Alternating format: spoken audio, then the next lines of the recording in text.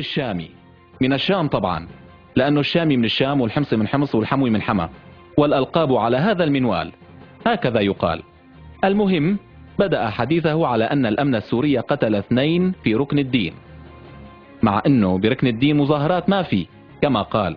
بين ركن الدين لم يكن هناك مظاهرة، لم يكن هناك مظاهرة، لم يكن هناك مظاهرة. يعني بركن الدين ما طلعت مظاهرات، قام الأمن لحق يلي كان بدهم يتظاهروا وقتلهم بالبيت. هناك ناشطون كانوا يريدون أن يخرجوا بعد الصلاة من منزل من المنازل، فقام هناك عصابات الأمن والشبيحة بإطلاق النار والرصاص الحي عليهم.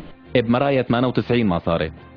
على كل حال عندما يكون النص دراميا يحق للكاتب أن يتحكم بالأحداث كما يريد، بس بالعقل مو قطش لحش. المذيعة عندما سألت الشامي عن سبب عدم خروج أهل دمشق بمظاهرات أجاب: الذي يعرف تضاريس دمشق يعلم أن مدينة دمشق فارغة، شبه فارغة من السكان.